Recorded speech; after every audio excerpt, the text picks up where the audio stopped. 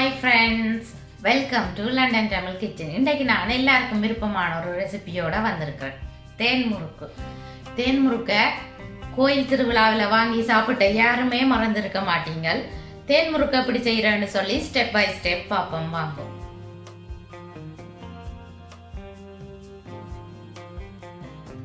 நூறு கிராம் கோதுமை மா அல்லது மைதாமா, 50 கிராம் கார்ன்ஃப்ளவர் அதாவது சோளன்மா, 1 teaspoon baking powder, 3 pinch salt, food colouring. நீங்கள் உங்களுக்கு விருப்பமான கலர் எடுக்கலாம். ஒரேஞ்ச் அல்லது ஜெலோ, ரெட் எடுக்கலாம். கோயில் திருவிழாவில் நாங்கள் வாங்கி சாப்பிட்ட தேன் முறுக்கு ரெட்டாக தான் இருக்கிறது, அதால் நான் ரெட் கலரை தான் போடுறேன்.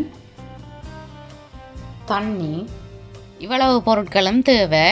எடுத்து வச்சுக்கிற கோதுமை மாவுக்குள்ள சோளன்மா, 1 டீஸ்பூன் பேக்கிங் பவுடர், 1/4 டீஸ்பூனை விட குறைவாக உப்பும் போடுறேன்.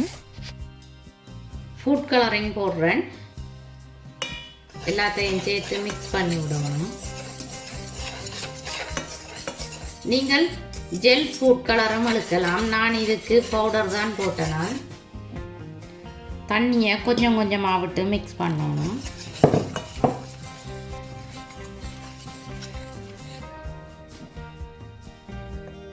பேட்டர் இப்படி தோசை மாப்பதத்தை விட திக்காக இருக்கணும். 140 மில்லிலிட்டர் தண்ணி யூஸ் பண்ணி குழைச்சிருக்கிறேன். நீங்கள் உங்களுக்கு தேவையான அளவு தண்ணி விட்டு குழையுங்கோ. ஒரு மாவின் குவாலிட்டிக்கு ஏற்ற மாதிரி தான் தண்ணி தேவைப்படும். 130 150 தண்ணி தேவைப்படும். நீங்கள் கொஞ்சம் கொஞ்சமாக விட்டு குழைச்சிங்களன்னு சொல்லி சொன்னால் சரி. 3 ஹவர்ஸுக்கு பிறகுதான் தேன் முறுக்கை சுட்டெடுக்கணும். இப்படியே 3 ஹவர்ஸ் ஊற விடுகிறேன். சுகர் சிரப் செய்ய தேவையான பொருட்கள் 250 கிராம் சீனி, 125 மில்லிலிட்டர் தண்ணி, 2 ட்ராப்ஸ் தேசிக்காய் புளி, 1/2 டீஸ்பூன் ஏலக்காய் தூள் தேவை.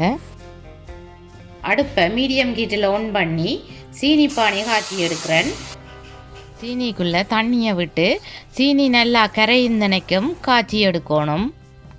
சீனி பானி கையில் ஸ்டிக் பண்ணக்கூடிய மாதிரி இருந்தால் காணும். சீனி பானி இப்படி நுரைச்சி பொங்கி வரைக்கில்ல அடுப்பை ஆஃப் பண்ணிடணும். சீனி பானி தண்ணி தன்மையாக இருக்கணும், திக்காக இருக்கக்கூடாது. ஏலக்காய் தூள் போடுறேன். அடுத்ததாக 2 ட்ராப்ஸ் தேசிக்காய் புளி எல்லாத்தையும் சேர்த்து மிக்ஸ் பண்ணி விடணும். தேசிக்காய் புளி விட்டால் சீனி பானியை இறுகாமல் தண்ணி தன்மையாகவே வச்சிருக்கும். ஒரு நல்ல ஃப்ளேவரும் வரும். இந்த சீனி பானி இளஞ்சூடாக இருக்கைக்குள்ளேயே தேன் முறுக்கை பொறிச்சு போடணும். பைப்பிங் பேக்குக்குள்ள தேன் முறுக்கு செய்து வச்சுக்கிற மாவை விடுறேன்.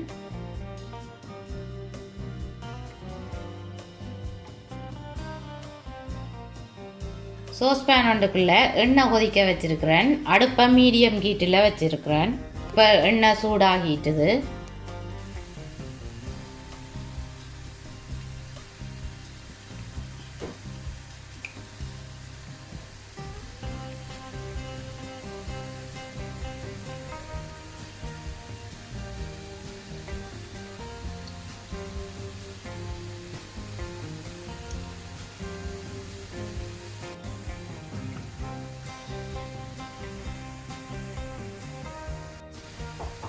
கொஞ்ச நேரம் பொரிஞ்ச பிறகு நாங்கள் மற்ற சைட்டுக்கு திருப்பி விடணும்.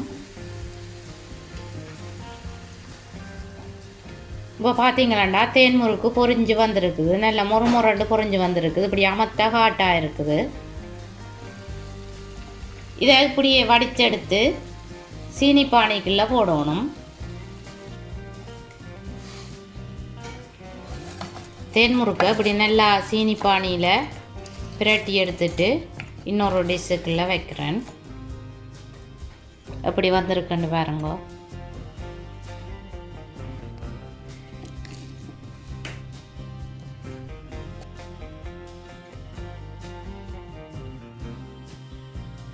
வாவ், நல்ல சூப்பராக வந்திருக்குது. வாவ், பார்க்கவே வாய் உருது. தேன் முறுக்கு எப்படி வந்திருக்குன்னு பார்த்தீங்களா? நல்ல கலர்ஃபுல்லாக இருக்குது, பார்க்கவே வாய் உருது. எத்தனை பேருக்கு கோயில் திருவிழாவில் வாங்கி சாப்பிட்ட ஞாபகம் வருது?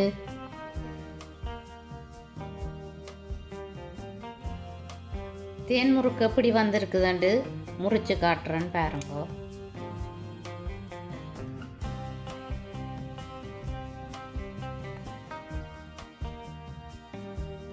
இது ஆற விட்டு சாப்பிட்டா தான் டேஸ்டாக இருக்கும். என்னுடைய வீடியோ பார்த்ததுக்கு ரொம்ப நன்றி. உங்களுக்கு இந்த ரெசிபி பிடிச்சிருந்தா நீங்களும் ட்ரை பண்ணி பாருங்க. மீண்டும் இன்னும் ஒரு அமேசிங்கான வீடியோவில் உங்களை சந்திக்கும் வரை உங்களிடமிருந்து விடைபெறுவது உங்கள் மதி. பாய்.